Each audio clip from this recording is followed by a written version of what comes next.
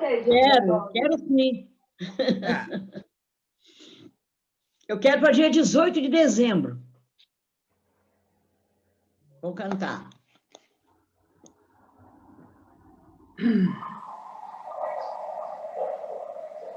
Amor e fraternidade, o nosso lema será operários da caridade, nossa obra ninguém deterá.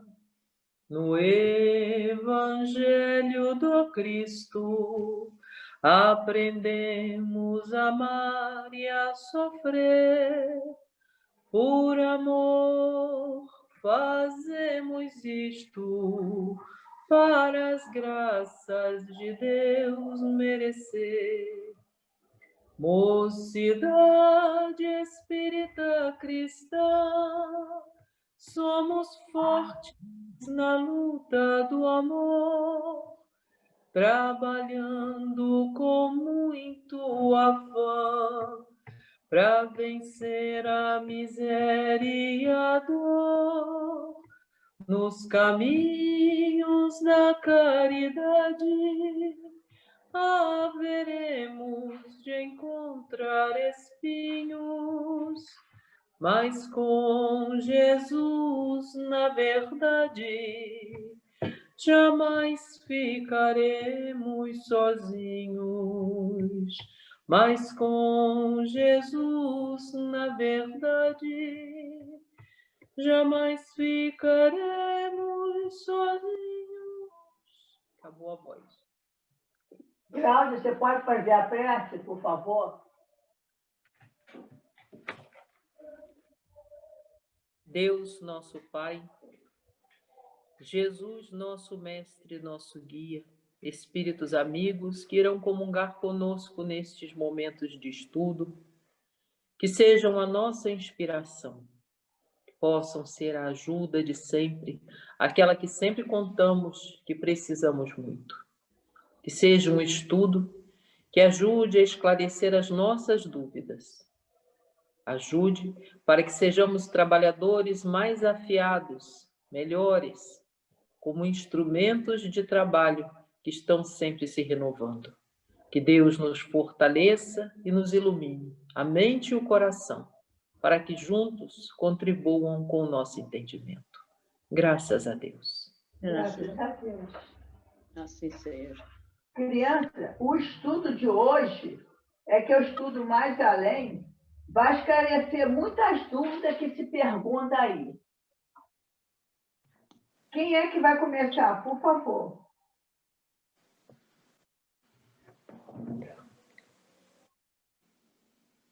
Lúcia, eu estou igual aluno ruim, que eu levo estava estudando, fazendo outras coisas. E nós estamos no capítulo 27. Vamos iniciar. Pergunta 300. A pergunta 300. E será que é a pergunta 3? Nós estamos iniciando? Não, semana passada você não participou, não, cara. Não, eu fui retirada do estudo. Isso mesmo. Então, vamos lá. De que serve o ensino dos espíritos, dirão alguns, se não nos oferece mais certeza do que o ensino humano? Fácil é a resposta. Não aceitamos com igual confiança o ensino de todos os homens, e entre duas doutrinas, preferimos aquela cujo autor nos parece mais esclarecido, mais capaz, mais judicioso, menos acessível às paixões. Do mesmo modo, se deve proceder com os espíritos. Se entre eles há os que não estão acima da humanidade, muitos há que a ultrapassaram, e estes nos podem dar ensinamentos que em vão buscaríamos com os homens mais instruídos. De distingui-los é do que deve tratar com cuidado quem queira esclarecer-se, e a fazer essa distinção é a que conduz o Espiritismo. Porém, Mesmo esses ensinamentos têm um limite, e se aos espíritos não é dado saberem tudo, com mais forte razão isso se verifica relativamente aos homens. Há coisas, portanto, sobre as quais será inútil interrogar aos espíritos, porque lhes seja defeso revelá-las, ou porque eles próprios as ignoram e a cujo respeito apenas podem expender suas opiniões pessoais. Ora, são essas opiniões pessoais que os espíritos orgulhosos apresentam como verdades absolutas, sobretudo acerca do que deva permanecer oculto, como o futuro e o princípio das coisas. É que eles mais insistem, a fim de insinuarem que se acham de posse dos segredos de Deus. Por isso mesmo, sobre esses pontos é que mais contradições se observam. Então, aí manda ler o capítulo precedente, que foi com todas aquelas questões, né, sobre as perguntas, são agradáveis aos espíritos, as que podemos fazer e as que não podemos. Continua, Lúcia. Continua, porque as dúvidas vão vir agora. Ok. Eis as respostas que os espíritos deram a perguntas feitas acerca das contradições. Primeiro, comunicando-se em 2 centros diferentes, pode um espírito dar-lhes sobre o mesmo ponto respostas contraditórias? Se nos 2 centros as opiniões e as ideias diferirem, as respostas poderão chegar-lhes desfiguradas, por se acharem eles sob a influência de diferentes colunas de espíritos. Então, não é a resposta que é contraditória, mas a maneira por que é dada. Lúcia, só esse primeiro aqui, ele já pode gerar uma certa dúvida, né? Então, Só essa primeira fala aqui, porque muitas pessoas... nós sabemos que para que se chegasse a escrever os livros da codificação, muitas perguntas foram feitas em muitos lugares, né? Diferentes, as mesmas perguntas. E eles sempre olhavam o cunho da resposta para perceberem se aquelas respostas seriam, pelo menos tinham igual teor, né? Não precisavam ser exatamente iguais, mas elas tinham que ter uma mesma base de resposta. Mas a diferença aí é a seguinte: na época em que se estava fazendo a codificação, os médiuns que estavam trabalhando para isso, aos quais eram feitas essas perguntas, mesmo em lugares diferentes, eles tinham as mesmas ideias, os mesmos propósitos. Então, os espíritos, como essa ideia deles era praticamente a ideia das pessoas, dos médiuns, eles eram bem parecidos nas ideias deles. Então, o que o espírito queria comunicar, a resposta acabava também sendo parecida. Mas vamos dar um exemplo agora, nessa pergunta, para falar de outro jeito. Vamos dizer que a gente faça no divino uma pergunta a um espírito e a mesma pergunta seja feita ao mesmo espírito no Vicente. Vamos dizer assim. Só que os médiuns do Vicente, os médiuns do divino, ou a casa do Vicente e a casa do divino, muitas vezes têm formas diferentes de trabalhar. As nossas visões, mesmo dentro da doutrina, podem ser diferentes.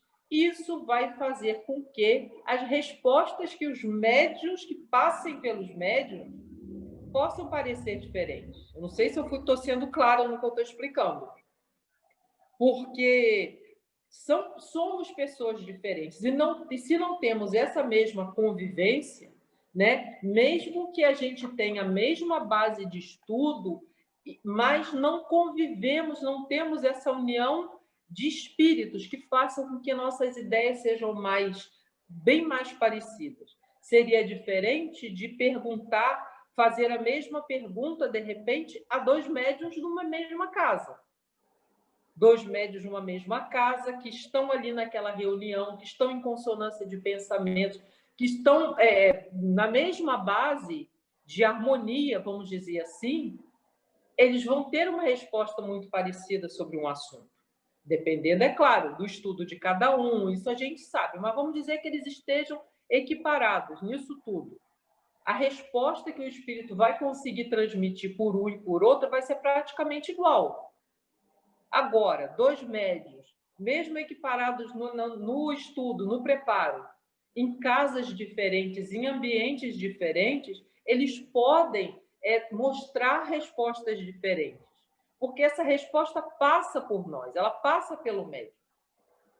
É raríssima a condição do espírito chegar e dar uma resposta sem que passe pelo crivo do médium, que a gente chama de médium.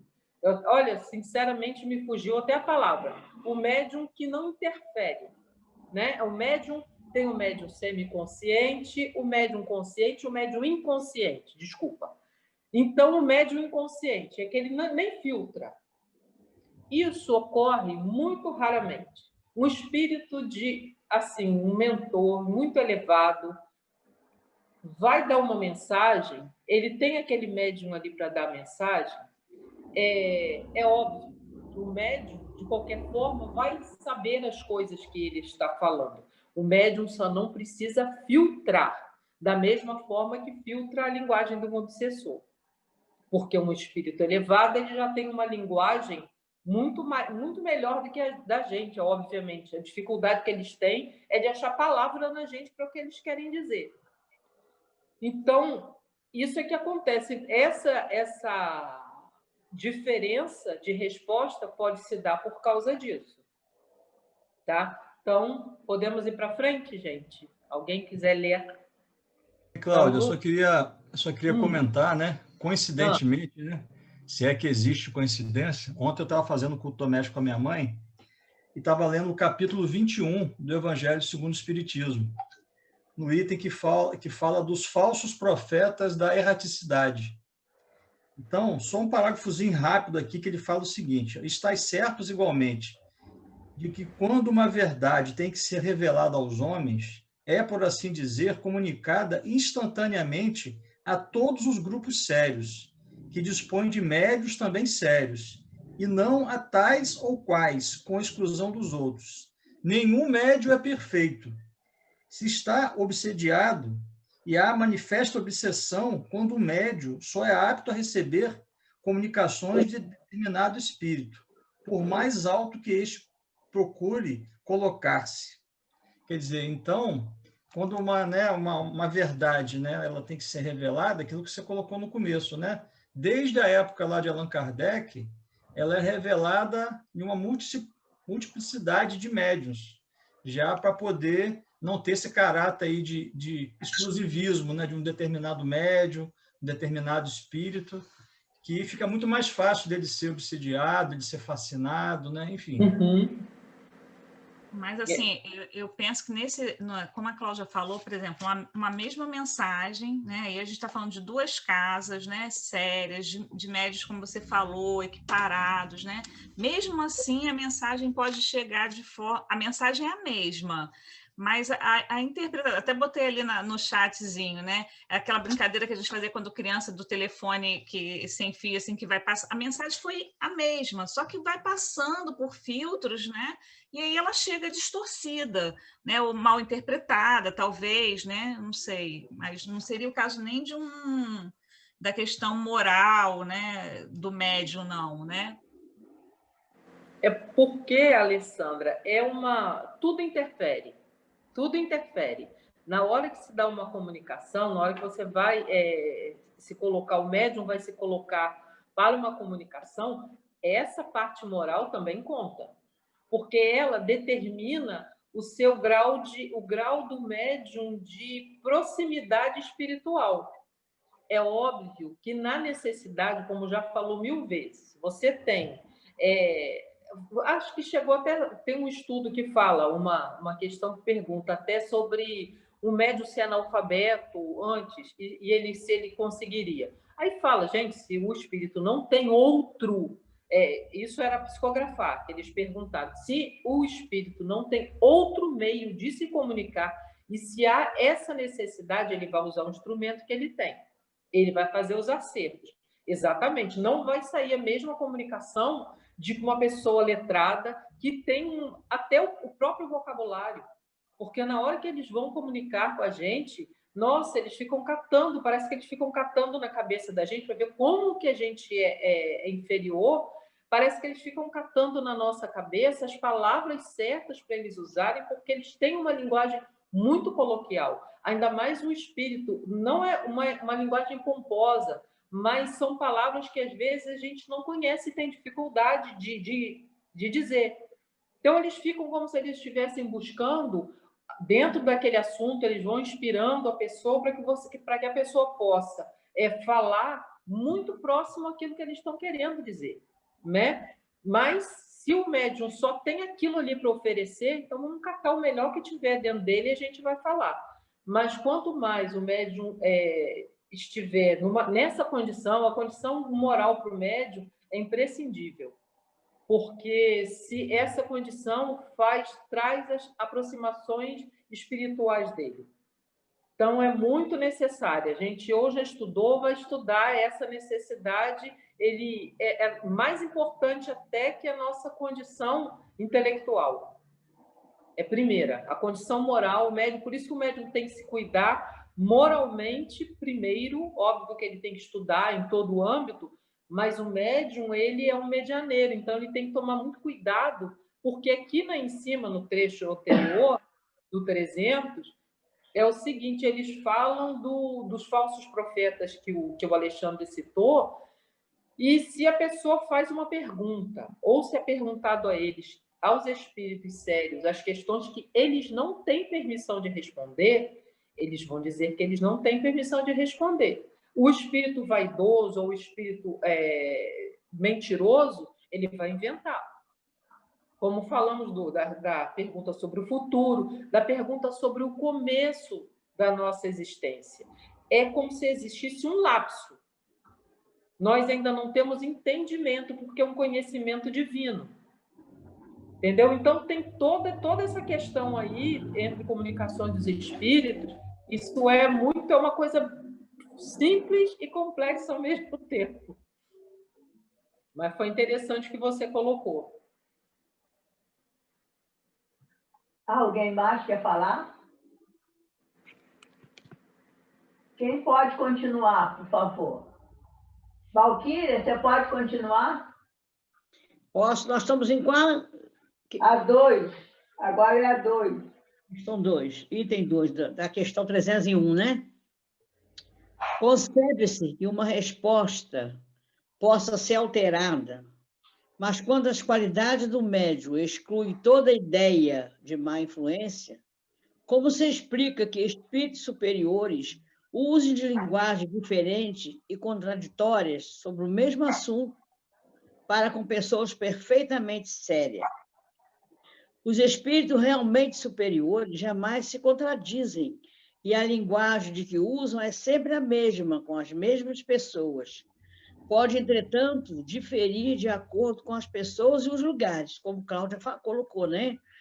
Cumpre, porém, se entenda, aqui a contradição, às vezes, é apenas aparente, está mais nas palavras do que nas ideias, porquanto quem reflita verificará que a ideia fundamental é a mesma.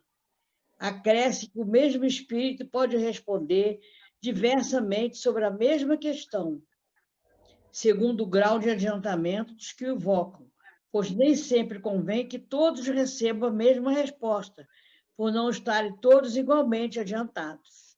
É exatamente como se uma criança e um sábio se fizessem a mesma pergunta. De certo, respondereis a uma e a outro, de modo que te compreendesse e ficassem satisfeitos.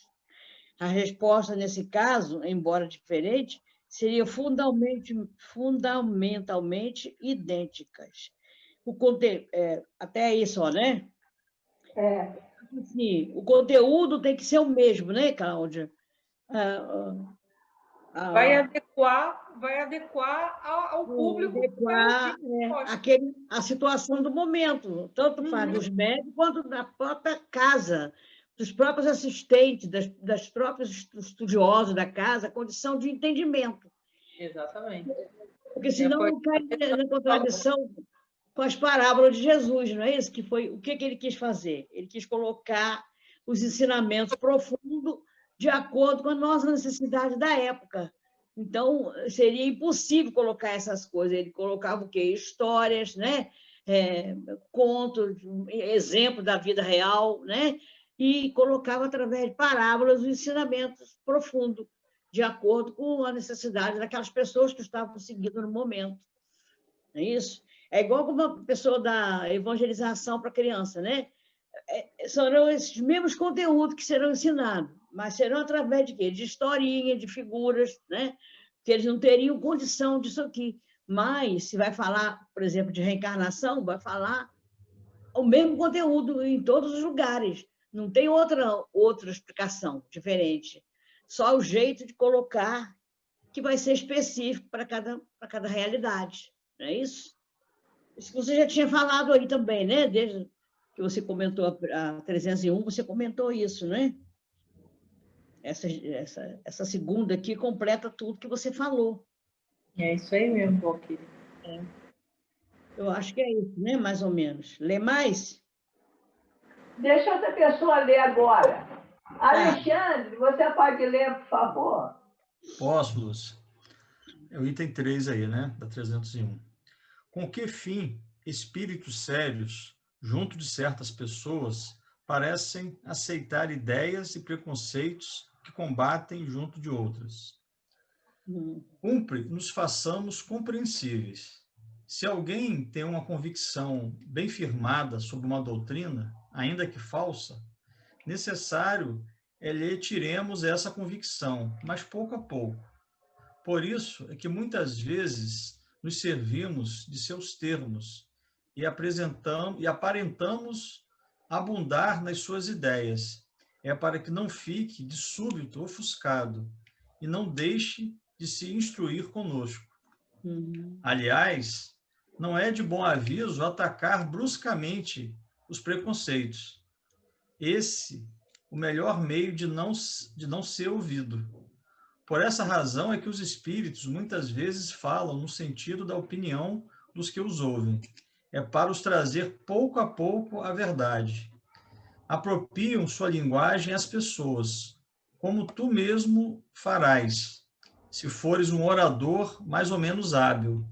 Daí o não falare a um chinês ou a um maometano, como falarão a um francês ou a um cristão. É que tenha certeza de que seriam repelidos. Não se deve tomar como contradição o que muitas vezes não é senão parte da elaboração da verdade. Todos os espíritos têm a sua tarefa designada por Deus. Desempenhá-la dentro das condições que julgam convenientes ao bem dos que lhes recebem as comunicações. Exatamente isso, né? A gente vê, né, claramente na época de Jesus, por exemplo, que Jesus, para ser entendido, né, pelas pessoas daquela época, utilizava de parábolas, né, contava historinhas, igual a gente faz com criança hoje na evangelização. O povo ainda tinha um entendimento muito limitado, né? E a gente vê da mesma forma os palestrantes, né, que são, né, mais aí habilidosos, também usar essa técnica, né? Ele tem que adequar o vocabulário à plateia que está ali, né? Mais ou menos nivelar, assim, até um pouco por baixo, né? De forma que todo mundo possa entender o que ele está falando. Não adianta ele, né? Uma vez, né, como é o caso, né, do palestrante, né, que é juiz, né? Haroldo Dutra Dias, né? Ele é juiz. A pessoa, se ele fosse usar na palestra dele espírita, vocabulário jurídico, né? Ele podia usar aquela terminologia que ele usa no dia a dia dele ali. Ninguém ia entender. Então, ele fala claramente, fala pausadamente, usa 2, 3 sinônimos de palavras para poder todo mundo, né, entender. Eu acho que é a mesma forma aqui que os espíritos, né, superiores, né, de forma até muito melhor, né, do que a gente tenta fazer aqui, os espíritos superiores fazem também. Com certeza. Alguém mais quer comentar? Então, quem quer ler a 4, por favor? Posso ler? Então, lê, então. As contradições, mesmo aparentes, podem lançar dúvidas no espírito de algumas pessoas. Que meio de verificação se pode ter para conhecer a verdade? Para se discernir do erro a verdade, preciso se faz que as respostas sejam profundadas e meditadas longa e seriamente. É um estudo completo a fazer-se. Para isso, é necessário tempo, como para estudar todas as coisas. Estudai, comparai, aprofundai. Incessantemente nos dizemos que o conhecimento da verdade só a esse preço se obtém. Como quereríeis chegar à verdade quando tudo interpretais segundo as vossas ideias acanhadas, que, no entanto, tomais por grandes ideias? Longe, porém, não está o dia em que o ensino dos espíritos será, por toda parte, uniforme, assim nas minúcias como nos pontos principais. A missão deles é destruir o erro, mas isso não se pode efetuar senão gradativamente.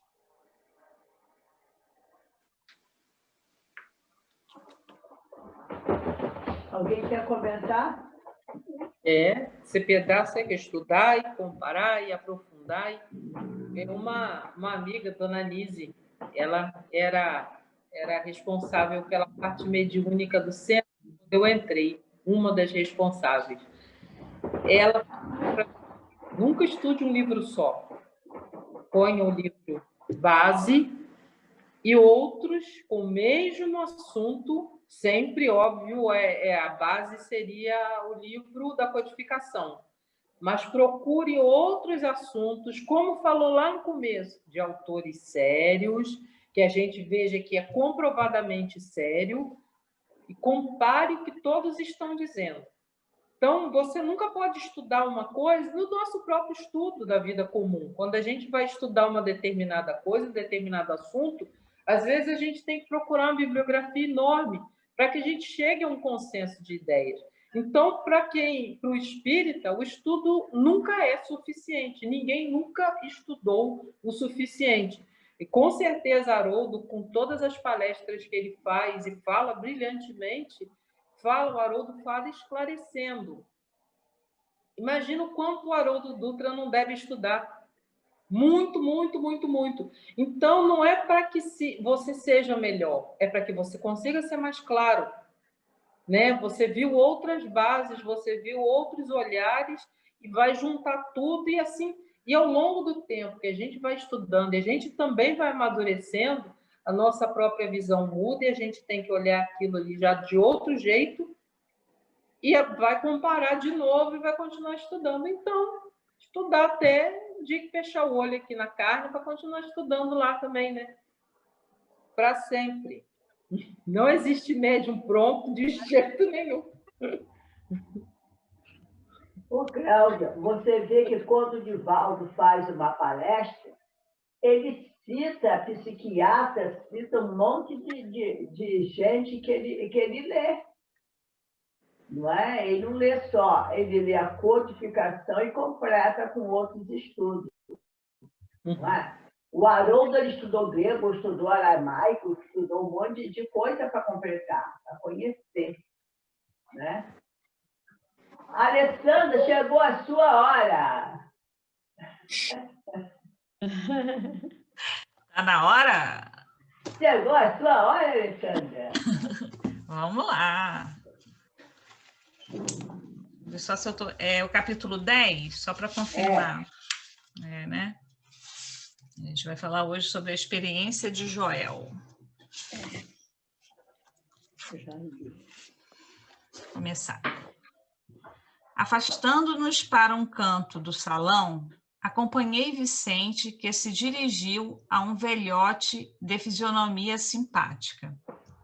Então, meu caro Joel, como vai? Perguntou atencioso. O interpelado teve uma expressão melancólica e informou: graças à bondade divina, sinto-me bastante melhorado. Tenho ido diariamente às aplicações magnéticas dos gabinetes de socorro no auxílio e estou mais forte. Cederam às vertigens? Indagou o companheiro com interesse. Agora são mais espaçadas e, quando surgem, não me afligem o coração com tanta intensidade. Nesse instante, Vicente descansou os olhos muito lúcidos nos meus e disse sorridente: Joel também andou nos círculos carnais em tarefa mediúnica e pode contar experiência muito interessante. O novo amigo, que me parecia um enfermo em princípios de convalescência, esboçou um melancólico sorriso e falou: fiz minha tentativa na terra, mas fracassei. A luta não era pequena e fui fraco demais. O que mais me impressiona no caso dele, porém, interpôs Vicente em tom fraterno, é a moléstia que o acompanhou até aqui e persiste ainda agora. Joel atravessou as regiões inferiores com dificuldades extremas após demorar-se por lá muito tempo, voltando ao Ministério do Auxílio, perseguido de alucinações estranhas relativamente ao pretérito. Só uma paradinha aqui, né? Eu estava escutando o Espírito da Letra, né? Um desses outros capítulos, né? Esse livro, Os Mensageiros, acho que a Cláudia até falou no início, ele é todo voltado para as histórias de fracasso dos médiuns, né? Então, assim, cada capítulo vai contando a história de um, né, irmão que veio com a missão, veio para poder trabalhar na mediunidade e acabou fracassando, né? Então, todos os capítulos a gente vai passar por essas histórias. E aqui a história já começa falando do Joel, né? E olha quanto tempo ele passa aí sofrendo, né, até conseguir ser resgatado aí. Aqui, né? Ao passado? Ao passado? Perguntei surpreendido. Sim, esclareceu o Joel humilde. Minha tarefa mediúnica exigia sensibilidade mais apurada. E quando me comprometi à execução do serviço, fui ao Ministério do Esclarecimento, onde me aplicaram um tratamento especial que me aguçou as percepções. Necessitava condições sutis para o desempenho dos futuros deveres. Assistentes amigos desdobraram-se em obséquios, por me favorecerem e partir para a terra, com todos os requisitos indispensáveis ao êxito de minhas obrigações. Infelizmente, porém, aí, mais uma vez, a gente vê que todo um preparo existe, né? Antes desse irmão encarnar. Com todos eles assim, tem um preparo, né? Tem um comprometimento, estamos preparados para cumprir a tarefa. E aí ele vai contar aqui para a gente o que aconteceu. Infelizmente, porém, mas por que, indaguei, perdeu as realizações? Tão só em virtude da sensibilidade adquirida? Joel sorriu e obtemperou. Não perdi pela sensibilidade, mas pelo seu mau uso. Que diz? Tornei admirado. O meu amigo compreenderá sem dificuldades. Imagine que, com um cabedal dessa natureza, em vez de auxiliar aos outros, perdi-me a mim mesmo. É que, segundo concluo agora, Deus concede a sensibilidade apurada como espécie de lente poderosa, que o proprietário deve usar para definir roteiros, fixar perigos e vantagens do caminho, localizar obstáculos comuns, ajudando ao próximo e a si mesmo. Procedi, porém, ao inverso. Não utilizei a lente maravilhosa no Mister Justo, deixando-me empolgar pela curiosidade doentia. Apliquei-a tão somente para dilatar minhas sensações. No quadro dos meus trabalhos mediúnicos estava a recordação de existências pregressas, como expressão indispensável ao serviço de esclarecimento coletivo e benefício aos semelhantes, que me fora concedido realizar. Mas existe uma ciência de recordar, que não respeitei como devia. Interrompendo um instante a narrativa, aguçava-me o desejo de conceder-lhe a experiência conhecer-lhe a experiência pessoal até o fim. Em seguida, continuou no mesmo diapasão. Ao primeiro chamado da esfera superior, acorri apressado. Sentia intuitivamente a vívida lembrança de minhas promessas em nosso lar. Tinha o coração repleto de propósitos sagrados. Trabalharia, espalharia muito longe a vibração das verdades eternas. Contudo, aos primeiros contatos com o serviço, a excitação psíquica fez rodar o mecanismo de minhas recordações adormecidas, como disco sobre a agulha da vitrola. E lembrei toda a minha penúltima existência, quando envergara a batina sob o nome de Monsenhor Alejandro Pizarro, nos últimos períodos da Inquisição Espanhola. Foi então que abusei da lente sagrada a que me referi. A volúpia das grandes sensações, que pode ser tão prejudicial como o uso do álcool que embriaga os sentidos, fez-me olvidar os deveres mais santos. Bafejaram-me claridades espirituais de elevada expressão. Desenvolveu-se-me a clarividência, mas não estava satisfeito, senão com rever meus companheiros visíveis e invisíveis no setor das velhas lutas religiosas. Impunha a mim mesmo a obrigação de localizar cada um deles no tempo, fazendo questão de reconstituir-lhes as fichas biográficas, sem cuidar do verdadeiro aproveitamento no campo do trabalho construtivo. A audição psíquica tornou-se-me muito clara. Entretanto, não queria ouvir os benfeitores espirituais sobre tarefas proveitosas, e sim interpelá-los ousadamente no capítulo da minha satisfação egoística. Despendi um tempo enorme dentro do qual fugia aos companheiros, que me vinham pedir atividades a bem do próximo, engolfado em pesquisas referentes à Espanha no meu tempo. Exigia notícias de bispos, de autoridades políticas da época, de padres amigos que haviam errado tanto quanto eu mesmo. Não faltaram generosas advertências. Frequentemente, os colegas do nosso grupo espiritista chamavam-me a atenção para os problemas sérios de nossa casa. Eram sofredores que nos batiam à porta, situações que reclamavam testemunho cristão.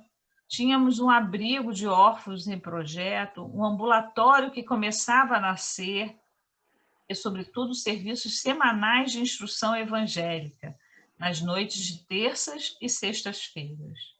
Mas qual? Eu não queria saber senão das minhas descobertas pessoais. Esqueci que o Senhor me permitia aquelas reminiscências não por satisfazer minha vaidade, mas para que entendesse a extensão dos meus débitos para com os necessitados do mundo e me entregasse à obra de esclarecimento e conforto aos feridos da sorte. Contrariamente à expectativa dos abnegados amigos que me auxiliaram na obtenção da oportunidade sublime, não me movi no concurso fraterno e desinteressei-me da doutrina consoladora que hoje revive o Evangelho de Jesus entre os homens. Somente procurei a rigor os que se encontravam afins comigo, desde o pretérito. Nesse propósito, descobri com evidentes sinais de identidade personalidades outrora eminentes em relação comigo. Reconheci o senhor Higino de Salcedo, grande proprietário de terras que me havia sido magnânimo protetor perante as autoridades religiosas da Espanha. Reencarnado como um proletário inteligente e honesto, mas em grande experiência de sacrifício individual. Revi o velho Gaspar de Lourenço, figura solerte de inquisidor, cruel, que me quisera muito bem, reencarnado como paralítico e cego de nascença. Desse modo, meu amigo, passei a existência, de surpresa em surpresa, de sensação em sensação. Eu, que renascera recordando para edificar alguma coisa de útil, transformei a lembrança em viciação da personalidade. Perdi a oportunidade bendita de redenção. E o pior é o estado de alucinação em que vivo. Com o meu erro, a mente desequilibrou-se e as perturbações psíquicas constituem doloroso martírio. Estou sendo submetido a tratamento magnético de longo tempo. Nesse momento, porém, o interlocutor empalideceu de súbito. Os olhos, desmesuradamente abertos, vagavam como se fixassem quadros impressionantes, muito longe de nossa perspectiva. Depois cambaleou, mas Vicente o amparou de pronto. E, passando-lhe a destra na fronte, murmurava em voz firme: Joel, Joel, não se entregue às impressões do passado. Volte ao presente de Deus. Profundamente admirado, notei que o convalescente regressava à expressão normal, esfregando os olhos.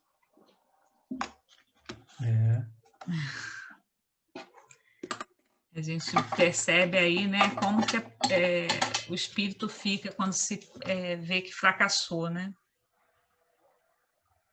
A consciência é culpada. E também, olha, aí também me fez lembrar esse povo que gosta de fazer regressão de memória, é um perigo. Ele aí lembrou do passado, né? Foi uma coisa automática que ele recebeu para fazer esse trabalho. Mas quem faz a regressão de memória também pode lembrar de coisas que não deveriam. Né? Não deveria. Eu lembro que eu tenho um sobrinho que tem problemas, então, na época, muitos anos atrás, mais de 20 anos atrás, começando a regressão, a mãe dele queria fazer regressão de memórias. O espírito falou que não. Ele não poderia fazer regressão de memória. Sabe? Não poderia. Então, aí ela não fez. E ele tem esquizofrenia. Como é que ele ia fazer uma regressão de memória? Não ia dar certo isso, não. Então, gente, o perigo, né, de lembrarmos assim, de coisas do passado. E ele vem com essa missão, Lúcia, na verdade, para ajudar, né? Você vê que, assim, os irmãos da casa que ele frequenta chamavam ele para as responsabilidades, né? Para as questões que vinham irmãos, necessidades cristãs, dos projetos sociais, tinha casa de órfãos, tinha muito trabalho. Se ele veio com essa missão, né? Com essa mediunidade, né? De lembrar do passado, tinha um porquê, né? Na própria ajuda, eu acho que quando você vai ajudar um irmão, né? Se a espiritualidade entender que aquilo é importante, ele veio com essa habilidade, né? E aí ele se perde nisso também pelo egoísmo, por vaidade, né? A vaidade dele, quando ele, né? Primeiro ele quer saber o que ele foi. E quando ele se reconheceu também como um vulto, né? Da história, né? Um bispo importante da Espanha. Então, a vaidade, né? Começa a querer remontar todo aquele quebra-cabeça, né, de pessoas da época dele, como é que aquelas pessoas ficaram, enfim, por pura vaidade, curiosidade, não com uma finalidade útil para isso, né? Aí ele se perdeu nisso aí, né? Exatamente. Deixou de ajudar muita gente aqui na Terra. Interessante também quando ele revê esses irmãos, amigos dele de vidas anteriores, ele percebe que nem todos estão numa situação positiva como ele. Todos estão sofrendo, né, situações difíceis, paralíticos, cegos e tal. Ele não, ele vem com toda a saúde, com toda a oportunidade para poder ajudar e trabalhar, e ele não fez, né? Quer dizer, ele voltou ao passado e viu que ele recebeu a dádiva de vir bem para poder trabalhar e perdeu a oportunidade. Os irmãos, né, de outras vidas não conseguiram essa mesma situação física para conseguir o trabalho, né? Conseguir cumprir as suas tarefas. Vieram como dependentes, né? Como demências, né? Precisando, mas como precisados. E ele veio com a intenção, com a obrigação de trabalhar e ajudar, em perfeitas condições físicas para isso, e não aproveitou, né? O complicado é que quando nós estamos lá no plano espiritual e podemos vislumbrar alguma das formas dos nossos erros, né? Aí nós pedimos, né? Muitas vezes somos alertados, mas como a gente viu nos outros capítulos, outros espíritos se comprometem com a gente. Não, vamos dar esse crédito de confiança, já que o arrependimento desse espírito é tão grande, vamos dar esse crédito de confiança e vamos ficar por perto. Você vê que ele foi alertado, né? Ele foi chamado, alguns não são nem alertados como ele foi. Quando eles viram que ele estava partindo para outros, usar a mediunidade dele para outros aspectos, foi o que a Alessandra falou muito bem quando você estava lendo, Alessandra. Eu estava pensando justamente isso. Se veio tão grande na mão dele, era justamente... Era justamente para que ele pudesse lançar esse olhar, ouvir o que aquela pessoa foi ou o que aconteceu, mas não para ele revelar para a pessoa também. Ele ia se manter sabido daquilo e quieto para que ele pudesse saber como agir, né, em benefício daquele irmão que ia chegar nas mãos dele. Mas se a gente para e pensa, muitas vezes a gente se vê tocado dessa curiosidade, né? Você olha para alguém, num sofrimento muito grande. Quantas vezes nós já paramos para pensar assim, meu Deus, o que eu fiz, ou o que aquela pessoa fez para estar nessa situação, para estar passando por isso? Então, realmente, eu acredito que essa é uma mediunidade bastante difícil. Vou dizer que nenhuma mediunidade é fácil, não, mas essa daí é uma muito difícil, de você ter um conhecimento tão grande a respeito de muitas coisas que dizem respeito além de você, né? Que vai falar sobre, te dar a conhecer sobre a vida de outras pessoas, as vidas anteriores de outras pessoas. Então, isso aí, ele, infelizmente, mas eu não sei quem consegue vencer uma prova dessa, como uma mediunidade dessa, não. Deve ser muito difícil. Tem que estar muito preparado espiritualmente para que não resvale pelo caminho que esse irmão também tomou. Que é uma coisa bem compreensível isso que aconteceu com ele. Vem logo essa curiosidade. Às vezes a gente fala porque a gente não tem a mediunidade. Mas se a gente tivesse, será o que a gente ia fazer com ela também? Então a gente tem que ter cuidado, né? É uma coisa muito difícil. Se eu olhar para uma pessoa e poder olhar o passado daquela pessoa, olha que coisa terrível ao mesmo tempo e fascinante ao mesmo tempo. Ele caiu no fascínio. É verdade.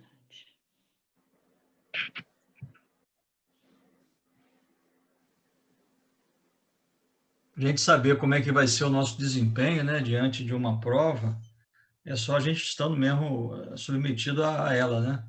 A Alessandra tem um tio, né, que ele é muito assim rigoroso, né, com as coisas, né? Assim, é um senhor já, ele é muito, né, assim austero, né? E ele fala assim: eu não sei se eu sou honesto, porque eu nunca tive acesso a muito dinheiro, né? Então, quem sou eu para condenar os políticos, né, os mandatários, né, que se desvia no caminho, se eu nunca estive, né, de posse ou com acesso a essa mesma condição? Então, a gente fica vendo essas experiências, fica imaginando, poxa, o cara caiu nessa armadilha, né? E julgando, né? A gente tem essa mania de julgar, né? Mas sem né, o mínimo de capacidade de se colocar no lugar dele, né? De empatia, né? Para saber se ele estivesse lá com essa capacidade mediúnica tão aflorada, tão grande. Será que a gente também não cairia nos mesmos erros, ou até erros piores até do que ele, né? Essa A mediunidade ainda, para muita gente, a mediunidade ainda é uma coisa assim, a pessoa sonha em ter mediunidades, audiência, vidência e tudo, né? Quanto mais mediunidade a pessoa tem, mais dívida ela traz com ela. Eu sempre digo, você vai vendo e a responsabilidade é muito grande. E como o Alexandre falou, a gente só vai saber se a gente for testado naquilo. É muito fácil a gente apontar o dedo, a gente vai ver aqui. Aí a gente tem que pensar, e se fosse eu? Né? Nem adianta, a gente teria que passar mesmo pelo crivo dessa prova aí, para ver o quanto ela é difícil. Eu acredito que é uma prova muito difícil e que muito poucos consigam. Verdade.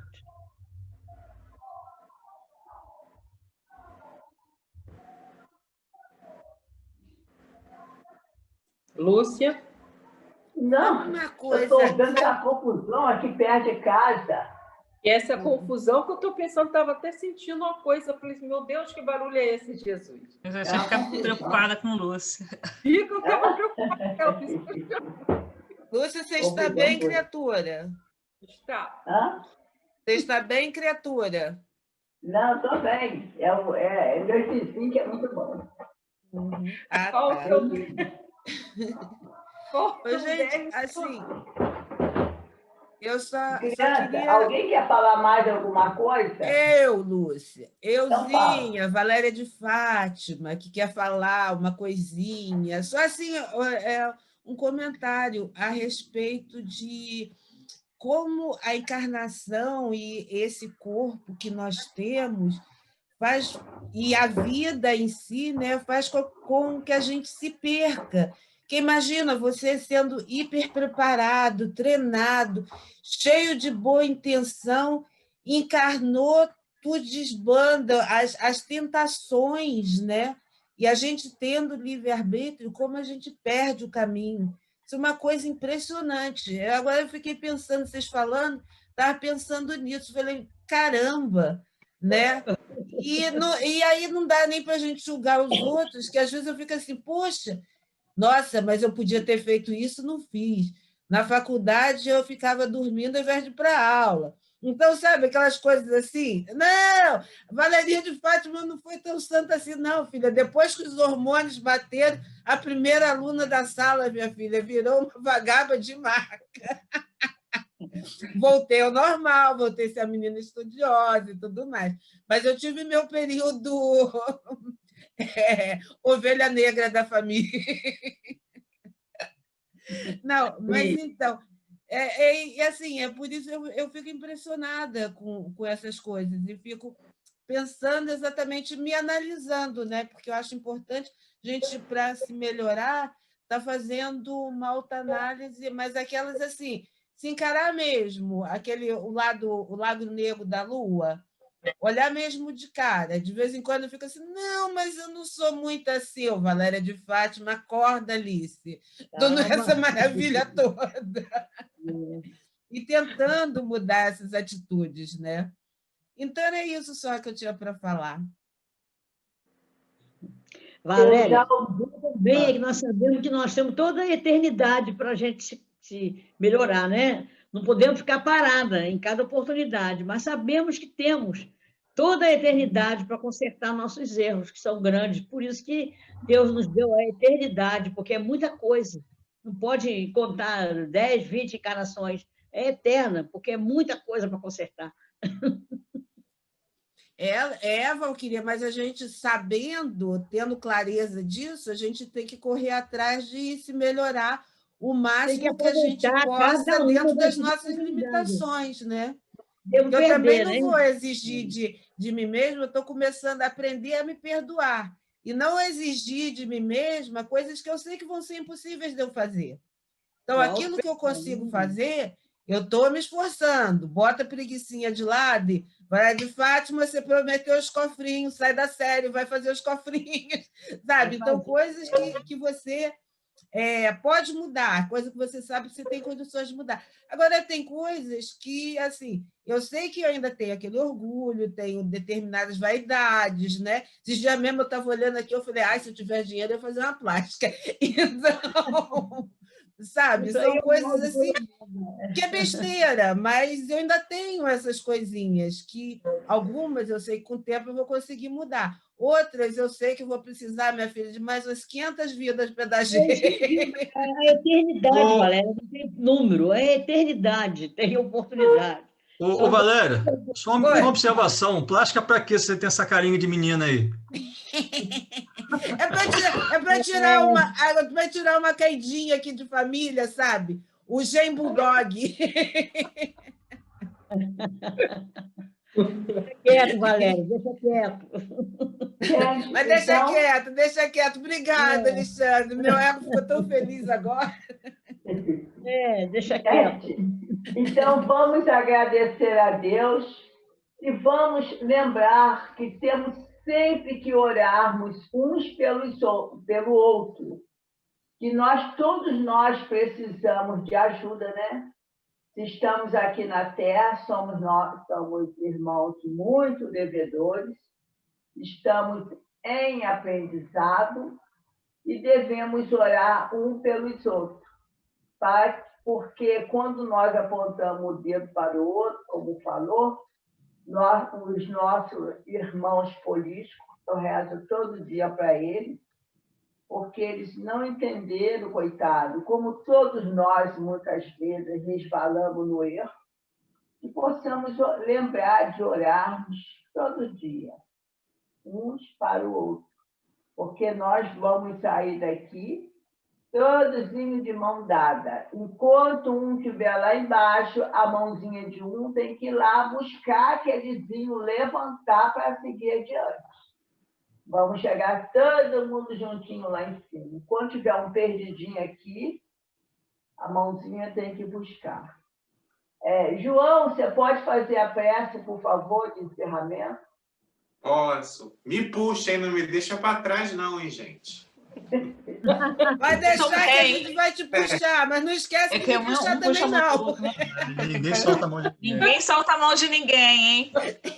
E eu leio... Alessandra, eu leio as coisas dele também na internet. Bem-vindo. Isso aí. Vem ser-feira. Agradecemos mais uma vez por esse banquete de luzes, por essa reunião com os nossos amigos queridos em torno da Casa do Pai, onde podemos aprender e possamos também sempre ensinar a esses irmãozinhos que estão junto de nós. Que possamos ter uma excelente noite junto dos nossos familiares e que possamos perpetuar essas energias positivas, essas boas vibrações dessa reunião, o máximo que nós pudermos. Graças a Deus. Graças a Deus. Assim seja. Meus queridos, excelente final de semana. Gratidão a todos pelo aprendizado e essa noite maravilhosa, né? Cheia de amor, carinho e muita luz. Amém. Graças a Deus. Beijo para todo mundo. Léo foi a noite toda. Luiz também. Luiz também ficou quietinho. Leonardo. Dona Emília. Leonardo, estava aí. Todo mundo quietinho. Tô quietinho, aprendendo. Tá certo. Reunião todo abraçado com o neném ali, aí não fala nada. Não fala nada. Meu afilhado. E menino, você está nessa pose há tanto tempo, como é que você aguenta? Não dá dor nas costas, não, Léo? Um pouquinho. Beijo, gente. Fica com Deus. Tchau. Ah.